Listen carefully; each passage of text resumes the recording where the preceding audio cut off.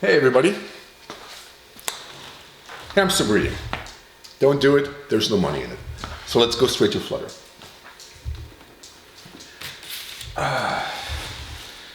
So this is Mr. Shelby here. My little daughter's wonderful hamster. Better pilot than me. So I was wanting to talk about Flutter. I never lost an airplane to it, but I sure have lost an aileron. And unfortunately I've seen some guys who do lose airplanes because of it. And there's really little reason to. There really is. Again, just by fooling around, doing some tests and trials and learning from others, I found out about a few things. So first thing to learn, just to understand, get a grasp on. Like this control surface really is like another wing of sorts, right? It really is. Imagine I would have cut this thing off and I would want to balance it. I would put a needle in here, put a needle in there, and now hold it like this, right? My CG would be probably somewhere at 50%. Just keep that in mind, because that has to do with it later. So, as we know, our airplanes, so we have a CG of 50% on an airplane, will be incredibly unstable. First thing to consider. Next thing, this is hinged right here, right? So this cannot move, this can move, and let's just call this oscillation, all right? And let's call this dust, because guts doesn't fly. So anyway, the air goes across the airfoil, as we all know, and there's people out there that know so much more about this than me. But one thing I know, somewhere around here the air detaches. So if let's just start moving the camera, and if you guys don't mind, let's just go like this, probably. So air goes over, detaches somewhere around here, I guess. So, and I can't draw, as I've already proven many times. Let's say that's my control surface here. Let's say just air comes, goes across, follows, and then it starts rippling, all right? So this is the force. Up, down, does both things. We've got the same underneath, depending on your airfoil, right? Not only that, we'll get to more later. Let's just look at, to make it easier, look at the top, forget the rest. So this one's to oscillate, right? This is a force. You can imagine the stronger the force here, the more we've got this, all right? And this is with us flying straight, all right? But what if we pick up speed, doing that badass fast flyby, hit the elevator wing, elevator, we go elevator up. This goes from flat, now it goes like this, right? My angle of attack changed. I hope you can see this. Is this even in the picture? Yes, it is. All right, so now this crap detaches here. And look what happened to my air. It increased in strength because I detached here instead of there. So now all of a sudden I'm going fast. I'm doing my 120 miles per hour, whatever it is. And I'm flutter safe. Do my badass flyby, come down, hit the elevator, flutter, all takes apart. Of course, the same thing can happen up in the air if you exceed the speed that all this is safe at. So what makes this safe? Just like stupid me. Drawing an elevator, I've got one right here, right? So what does make this safe? First of all, our linkage here, right? What you hear here, that is not my linkage. That's my metal gear, all right? We all know metal gear has a little bit of slop, but it's so minimal, you can barely hear it. Of course, everything we hear here is amplified. This works like a snare skin on your drums, on your drum snare, right? Everything I do sounds really loud. It's really not that bad. So strong linkage. Badass $5 million servo, as they like to sell us these days, right? Going the total overkill route. Why? Because we want to catch this. We want to suppress this effect here that we discussed earlier. But there's much cheaper and just as safe, if not safer, ways of doing this. And you already see a little bit right here.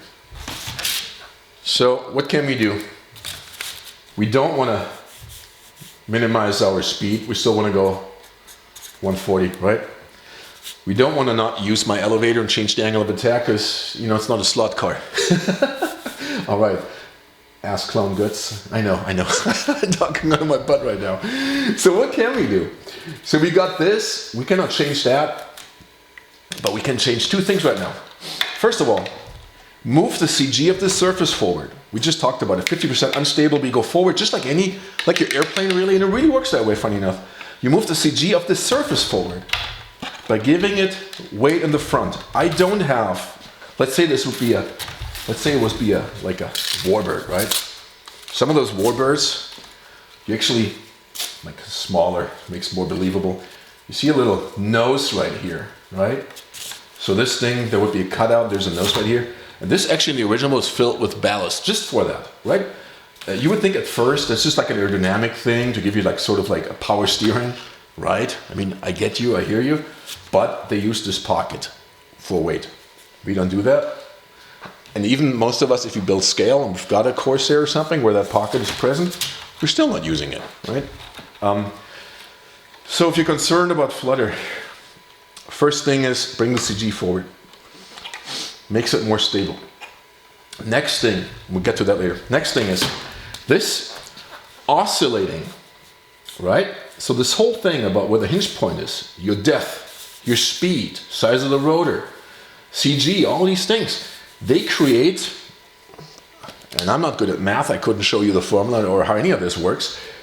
There's going to be some harmonic oscillation, some harmonic frequency where all of a sudden this thing wanting to go like this and this rotor hitting us right at the same time, they all of a sudden they match and now they're in harmony with each other, right? So everything's fine, boom, catastrophic. We just scared the crap out of Gustav. I'm sorry, Gustav, didn't mean to wake you up.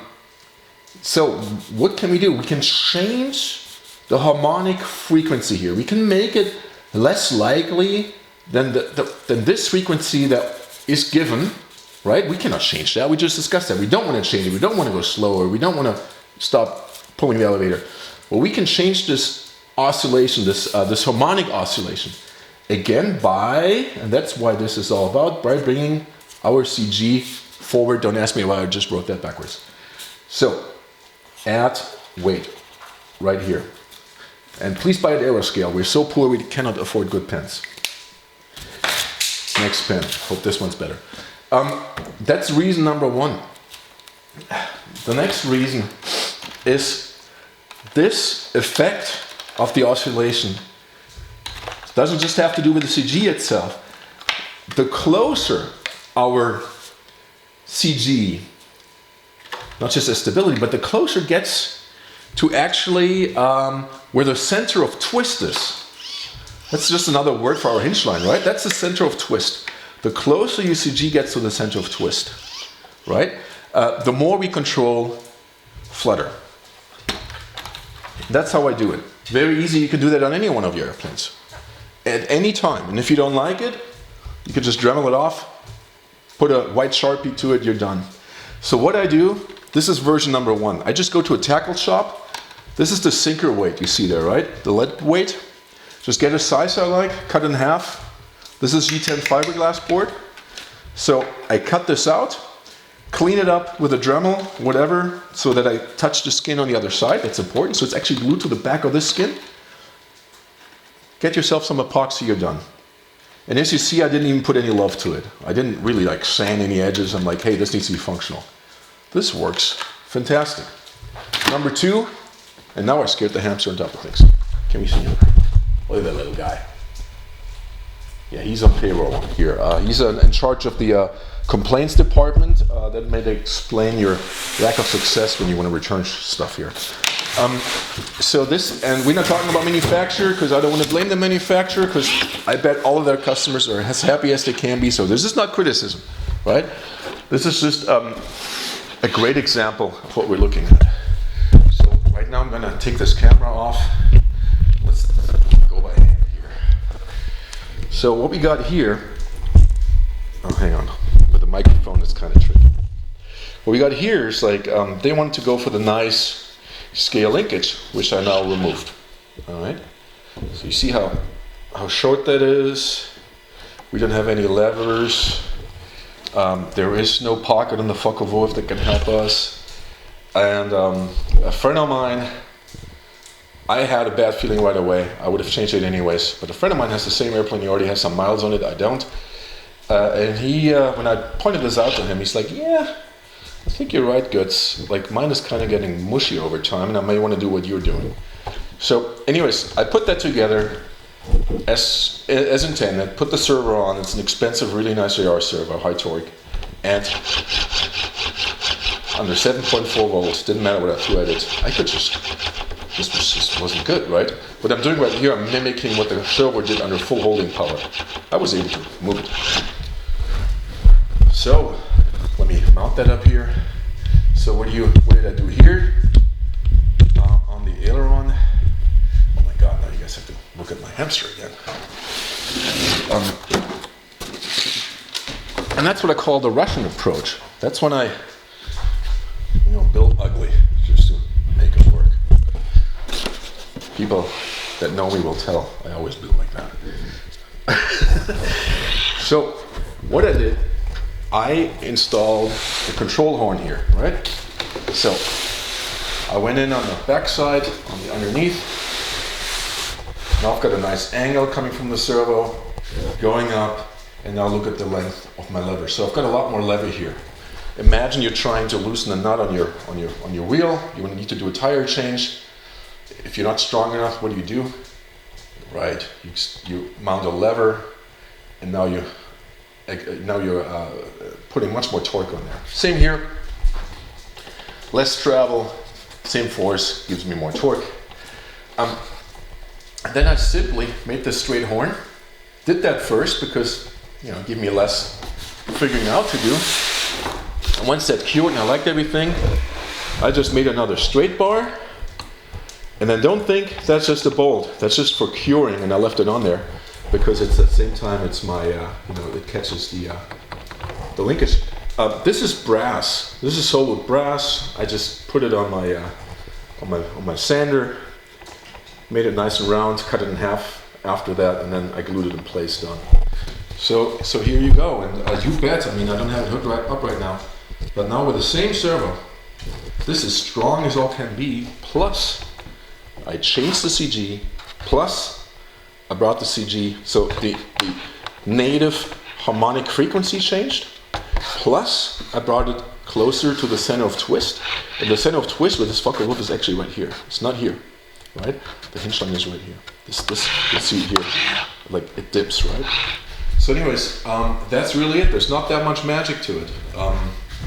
And I want to point out to everybody to look at this, especially these days. We've got all these powerful motors that we didn't have in the past. Sometimes we have a kit that was designed for an 80 and now we have a 120 on there. Or let's say you have a jet and back in the day a 130 was state of art, and now you're going to a 160 and all of a sudden you're running into problems. All right, that was basically it.